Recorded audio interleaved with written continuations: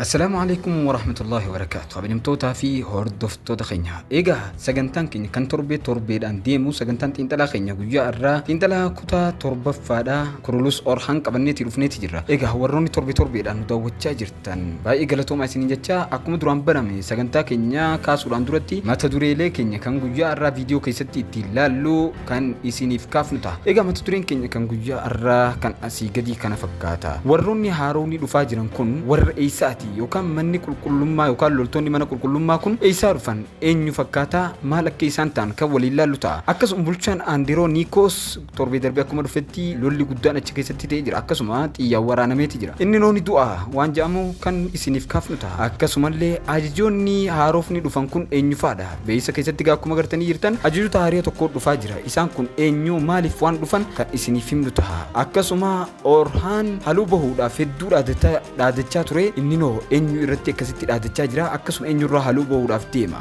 akkasuma kan dabalata lolli tokko ta'eeti jira beeysa keessatti akkuma mul'atu lolli tokko baay'ee ta'eeti jira lolli sun eessatti ta'ee akkasuma uummanni lola kana gaggeessee eenyu faadha akkasuma Filaavius fi Faaximaa waa'een isaanii too maal fakkaatu waan jedhamu kan dubbannu ta'a akkasuma bulchaan Timurtaashoo haalaataan isaa akkami akkasuma Faaximaa fi Niilferfaa isaanii masaraa tokko keessa lolaa jiru argina masaraan kun masaraa kami waan jedhamu kan dubbannu ta'a kana qofa osoo hin ta'in waa'ee walitti dhufeenya isaanii kana irratti kan waliin mari'annu ta'a. Kanuma wal qabatee nama torbee dhufee atigaa guddoo gaggeesse obboleetii Niilfer jechuudha tan dhuftee jirtu tun nama akkamiiti akkasuma torbee darbee milikkatoota tokko yookaan beeysa tokko nu garsiistee jirti saniif isiin kun nama akkamii waan jedhamu irratti tokko kan waliin mari'annu ta'a akkasuma waa'ee isii fi waa'ee Abdurrahmaan kan waliin dubbannu ta'a kanarratti waan tokko kan qabannee dhufneetu jira kanaaf waa hundaafuu mata duree keenya mee kanuma ennee gara sagantaa keenya guddatti haasennu ifama hojii warroonni viidiyoo keenya kana haga ammatti laayikiin godhin laayik godhuun nuuf bu'aa qabu nu jajjabeessa waan ta'eef laayik akka nu gootan asumaan isin gaafanna akkasuma warroonni haarawaa taatan sabskiraayib godhachuudhaan mallattoo bilbilaa kana tuutanii ol irra kaa'adha akka viidiyoon keenya yeroodhaan isin dhaqqabuuf akkasuma namootaaf illee sheer godhaadhaa sagantaa keenya kana jaalachuu keessan nuuf ibsaa isiniin jecha waa yaada isinitti ta'e kamiyyuu koomentii irratti nu barreessaadha sagantaa kana kan daawwachaa jirtan Orooriikar Dibbakee irratti kanaafuu turtiin keessan haga dhumatti nu faana haa ta'u isiniin jecha warroonni haga dhumatti daawwattan waan guddaa as keessatti baratan jeen abdii qaba kanaaf viidiyoo keenya jalqabuudhaan duratti intiroo gabaabaa booda walitti dachaana.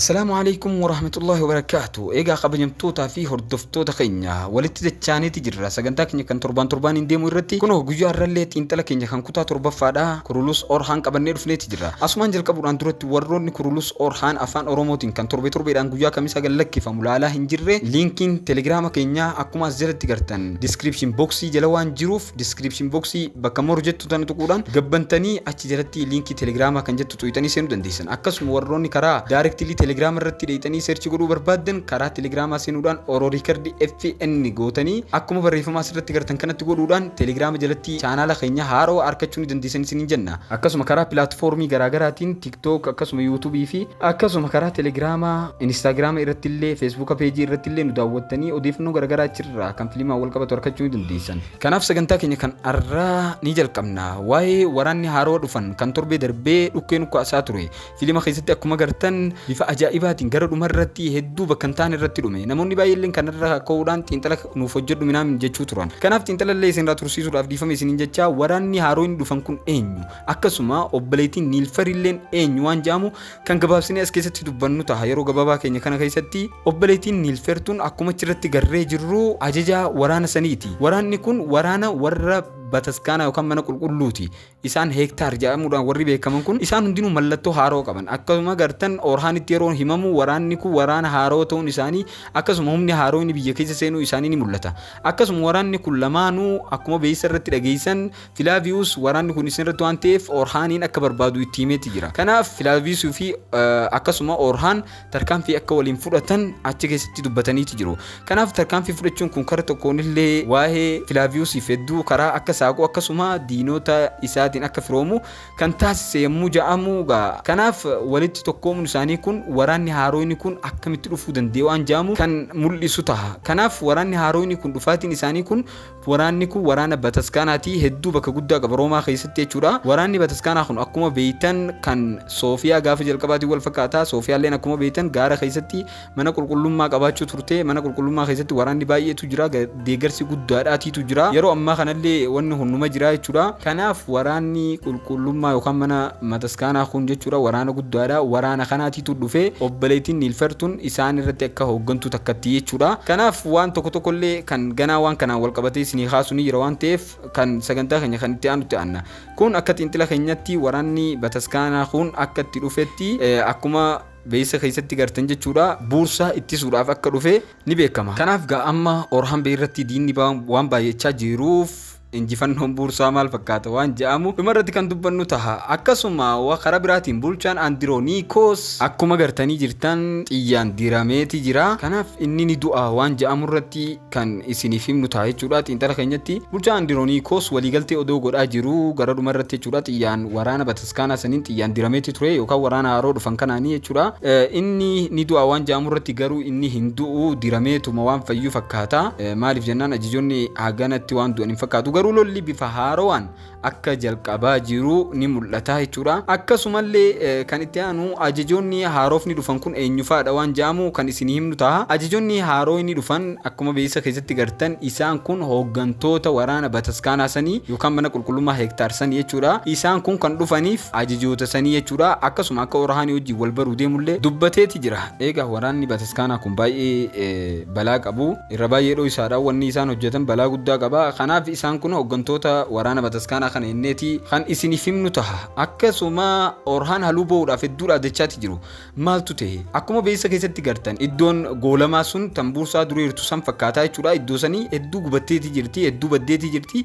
Kanaaf maaliif akkasitti lola namni baay'een ni dhumeeti jira akkuma gartan nuti akka xiinxala keenyatti akkuma jalqaba amma isiniif hime kana jechuudha. Waraanni Bataskaanaa dhufe san akka dhufeen injifannoo akka gaggeessee jiru akkasuma injifannoo san akka iddoo goolamaa sanirratti gaggeessee jiru akka xiinxala keenyatti kan isiniif himnu ta'a jechuudha. Kanaaf iddoo sanirratti namoota akkas godheef akka namoota sanirra haluu ba'uuf akka dhaadachaa jiru kan isiniif himnu ta'a jechuudha. Akkasuma gara biraatiin gaa Filaaviyoosii fi Faaximaan waa'ee isaaniirratti maal fakkaata kan jenne isaan gaa leevalii takka tarkaanfataniiti jiru jechuun hedduu takka bakka jaalalaa hedduu eegalaniiti jiru. Filimni gaa baay'ee isaaniirratti xiyyeeffata akkasuma hordoftoonni illee bakka isaanii kana baay'ee jaalatu. Filaaviyoos gaa yeroo jalqabaatiif diina ta'eetti dhufe akkasuma yeroo ammaa kana Faaximaa wajjin yookaan intala diina isaa akka jaalalaan kufee jiru ni mul'ata. Gara fuulduratti Filaaviyoosii fi Faaximaan hedduu jaalala keessa galanii jiru. Akkasuma Faaximaallee yeroo isin heerumsiifne jaaniini turan Faaximaan akka Filaaviyoos yaadaa turte achi keessatti ni mul'ata. Garuu Faaximaan yeroo Filaaviyoos ta'uu isaa bartu maal fakkaata waan jahamu isin hundinuu koomentii irratti barreessaa isiniin jaa. Akkasuma warri Bataskaanaa san nama Orhaanitti dhihoo tokko akka barbaadan dubbataniiti jiru. Namni Orhaanitti dhihoo san yeroo beeysa keessatti garsiisu Faaximaadha. Faaximaarraa Filaaviyoos akka dhoorku fuulduratti bahee jirus ni mul'ata. Kanaaf gaa leeveliin jaalala isaanii baay'ee dabalatii irti. Kanumatti aansee gaa bulchaa Mangoor Teemurtaash kunoo maal fakkaata? Teemurtaash gaa akkuma torbee darbee gartan asfaraarraanii akka inni waliigaltee waliin taa'isu godhameeti jira. Teemurtaash kun dhokotee akkanatti taa'uun isaa kun mallattoo gaarii miti. Diina hamaa gara fuulduratti akka ta'uudhaaf deemu ni mul'ata jechuudha. Kanumatti aansee gaa torbee darbee waan Orhaan dalage keessaa hedduu kan na gammachiise seera gadhaabuu isaati. Gara fuulduratti seera akka bal'isuu deemu darajaa takka Usmaan yookaan Kurulus Usmaan irra akka fooyyessee irullee ni mul'ata. Seera gadhaabuudhaan akka seeraan Usmaan ni beektan ilmii fidee biyya san biitii takka seeraan malee yookaan ilmii malee gadi dhaabbattu jee ilmii fidee amma immoo Orhaan maal fidee seera akka gadhaabee jiru achi keessatti mul'iseeti jira jechuudha. Yookaan namni hundi akkam jee ture filima darbe keessatti mootii qabatee loltootaa fi akkasuma jaalatamtoonni hundinuu seera duratti daldaltoota qabatee jechuudha. Hundi isaanii akka walqixatee dubbateeti jira. Sababa sanirraa ka'uudhaan magaalaa keessa deemuudhaan warroota midhaan ashagee jechuudha gatii rakishaan bitee yeroo gatii qaaloyetti gabbaasanii warroota gurguran magaalaa keessatti irratti miidhaa qaqqabsiisee jira yookaan nama tokko booji'eetii jira. Kanaaf bifa saniin seera duratti akka namni hundi walqixa ta'e illee dubbatee jira. Seera babal'iseetii jira. Kanaaf seera bal'isuun isaa kun waan gaariidha. Gara fuulduratti guddina bareeda akka fidu abdiin qaba. Akkasuma jaalala Filaaviyoos fi Faaximaa wal qabatee akkuma jalqabe isiniif himee jaalalli isaanii baay'ee takka tolaatii jira. Meen ilaalla Filaaviyoos amantii islaamaa ni qabatamoo hin qabatu. Garuu Faaximaan akka kiristaana hin heerumne illee ifa jechuun ijoolleen Usmaantuun hagas maraa waan akkanaa kana hin daleedu jee yaada. Kanaaf isinillee akkam jettan koomantii irratti barreessuu hin dagatina. Maaliif koomantii keessan nu jajjabeessu waan ta'eef Filaaviyoos fi Orhaan akka waliin hojjetan dubbataniiti jiru. Kanaaf waliin hojjechuun isaanii kun Filaaviyoos akka jeetti jireenya mootichaa irratti hundaa'a. Orhaan beenjeetti jira. Kanaaf Filaaviyoosiif kunilleen wajjin hojjechuun isaanii kun carraa guddaa isaa Faaximaa hedduutti ni bana jee yaada. Akkasuma waan isin ajaa'ibsiisu xiinxala keenya keessatti kana dura yenneeti turree bulchaan Saaros lubbuun ni jira isin jenneeti turree eeyyeen Saaros hin duune akkuma beessa keessatti gartan gara duubaatiin kaameraa mul'iseeti jira. Kanaaf Saaros hin duune jechuudha. Mee xiinxalli keenya torbeen kan deemaa jiru kudhan keessaa meeqa milkaa'aa jira? Koomentii irratti barreessaa jaalattoonni xiinxala keenya. Akkasuma sagantaalee haaroo biraallee akka isiniif hinnuuf koomentii irratti nu barreessaa isiniin jecha. Faaximaa fi Niilfer masaraa tokko keessatti lolaa jiru. Masaraa san masaraa kam yoo jettan haga ammatti gaa Faaximaa fi Niilfer akkuma gartan masaraa torbee darbee jechuudha. Mootichi keessatti Orhaan afeeresan masaruma san nu fakkaatti garuu kana haga ammatti hin mirkaneessine xiinxala lammaffaa keessatti isiniif himna inshallah. Kanaaf hordoftoota keenya jaallatamoo sagantaan keenya xiinxala kutaa torbaffaa beessa tokkoffaadhaa guyyaa irraa kana fakkaata. Kanaaf warroonni haga dhumatti nu daawwattan baay'ee isin galatoonfanne isiniin jecha. Dhumarratti ammoo waa'ee Abdurrahmaanii fi intala yookaan obboleettii Niilfer tana jechuudha. Waa'ee isaanii kana xiqqoo isiniif hima akka namoonni tokko barreessaa jiranitti akka seenaa keessatti jechuudha. Seenaa keessatti Abdurrahmaan akka intala kiristaanaa takka fuudhu akkasuma odeeffannoo tokko isaaf kennitee intala mootii tan taate jechuudha. Isilleen akka isaaf kennitee innilleen intala san fuudhu dhumarratti jechuudha dubbataniiti jiru. Kanaaf isinoo maal isinitti fakkaata? Jarri kun lamaan wal ni fuudhu dhiibbaa akkam uumameeti isaan kun lamaan wal fuudha waan jaamu koomentii irratti nu barreessaa isiniin jecha. Xiinxala keenya meeqa keessaa kudhan keessaa meeqa akka kennitaniif koomentii irratti nu deebisuu hin dagatina. Kanaaf sagantaa biraatiin haga walitti deebinutti turtiin keessan nu faana haa ta'u isiniin jecha. Odeeffannoo gaggabaabaa ammoo karaa FB keenyaatiin akka isinii maxxansinu asumaan isin beeksifna. FB'n keenyalleen dhiyeenyatti 100 waan seenuuf kanaaf namoota 10,000 qofa hafe waan ta'eef dhaqaatii follow godhaa isiniin jecha. Galatoomaa isiniin jenna. Nagaan nuuf tura. Waa'ee xiinxala keenya irratti odeeffannoo qabaattan koomentii nu godhuu hin dagatina. Nagaan nuuf tura.